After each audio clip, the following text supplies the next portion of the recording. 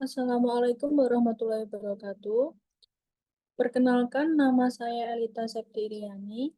Di sini saya akan melakukan presentasi penyuluhan yang berjudul Pengolahan hasil ternak menjadi produk nugget, bakso, dimsum sebagai peluang usaha rumah tangga. Pada penyuluhan ini, kita akan pelajari bagaimana mengolah hasil ternak menjadi produk bernilai tinggi seperti nugget, bakso, dimsum. Materi akan mencakup cara pembuatan, model, dan strategi pemasaran. Dan saya mengucapkan terima kasih untuk teman-teman karena sudah meluangkan waktu mengikuti penyuluhan ini. Semoga kegiatan ini memberi pengetahuan baru dan inspirasi usaha bagi masyarakat. Saya akan mendampingi teman-teman memahami proses produksi olahan ternak dari awal hingga siap dijual, termasuk menghitung modal, serta bagaimana memasarkan produk supaya laku. Fokus materi pada penyuluhan hari ini yaitu 1. Pengolahan hasil ternak menjadi nugget, bakso, dimsum. 2. Perhitungan modal dan keuntungan. 3. Strategi pemasaran dan pengemasan.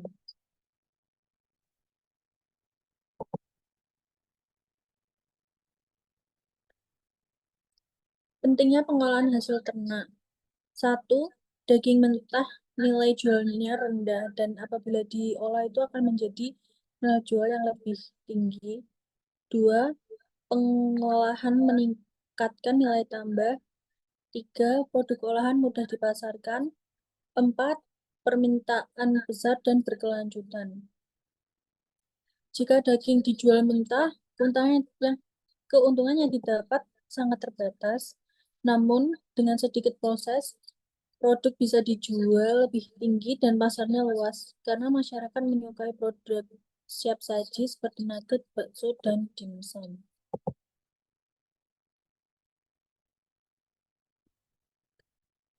Kebersihan dan keamanan pangan. Daging harus segar dan berkualitas.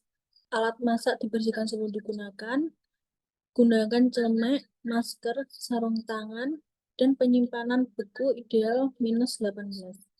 Keamanan pangan adalah hal utama. Pastikan kondisi daging masih baik, alat bersih, dan lingkungan higienis. Produk yang telah jadi sebaiknya disimpan di freezer pada suhu minus agar tahan lama. Next, alat dan bahan pembuatan nugget. 1. Daging ayam 1 kilo.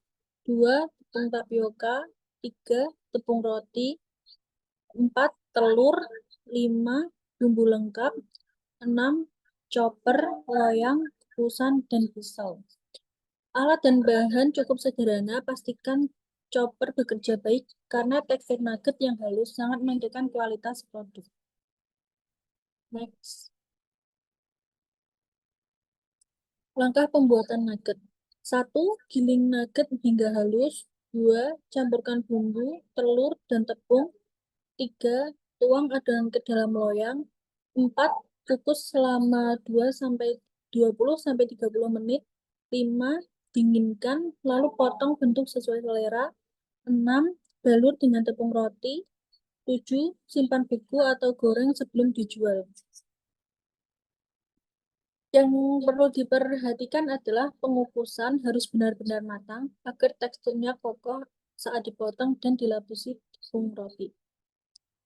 Next.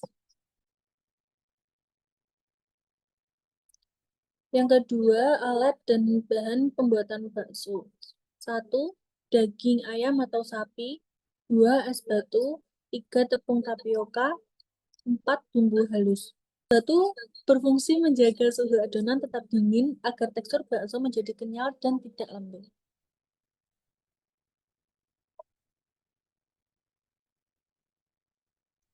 Langkah pembuatan bakso. 1. Giling daging bersama es batu. 2. Tambah tepung dan bumbu. 3. Bentuk bulat menggunakan tangan. 4. Rebus hingga mengapung. 5. Tiriskan dan kemas. Bakso yang mengapung menandakan sudah matang dan pastikan proses rebus tidak terlalu lama agar tekstur tidak keras. Next.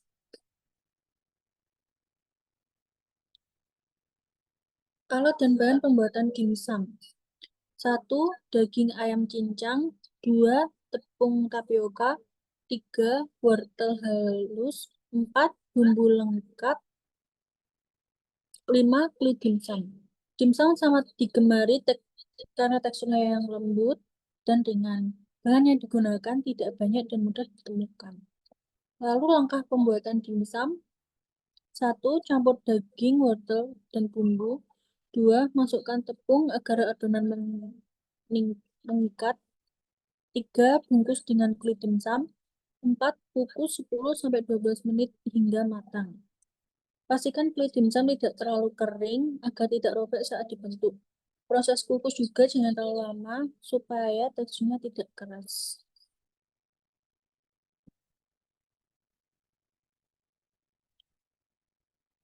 Lalu kita akan bahas tentang pemasaran, yaitu ada dua cara. Yang satu, pemasaran offline bisa dilakukan dengan cara titip jual ke warung atau kedai, atau berikan dasar kepada konsumen, atau jual di acara kampung komunitas.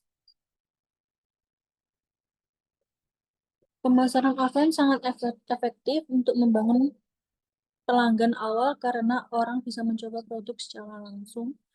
Dan yang kedua itu ada pemasaran online yang dapat dilakukan melalui WhatsApp status atau broadcast, terus lalu Instagram bisa melalui feed, Reels atau Story, terus ada Facebook melalui Marketplace, atau foto produk harus menarik. Pastikan visual produk bagus karena konsumen online sangat tergantung pada tampilan foto, dan jangan lupa respon cepat untuk meningkatkan kepercayaan konsumen atau calon konsumen. Yang terakhir kita akan membahas tentang branding dan legalitas. 1. Buat nama brand sederhana dan mudah diingat. 2. Gunakan stiker label. 3. Gunakan kemasan rapi dan tebal. 4. Ajukan izin PIRT jika produksi mulai besar.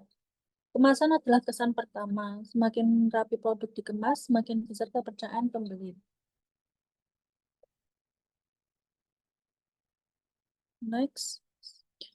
Sekian, terima kasih atas perhatiannya. Kurang lebihnya saya mohon maaf. Semoga penyuluhan ini dapat membantu teman-teman mahasiswa, pelaku UMKM, dan masyarakat umum untuk memulai usaha olah tangan.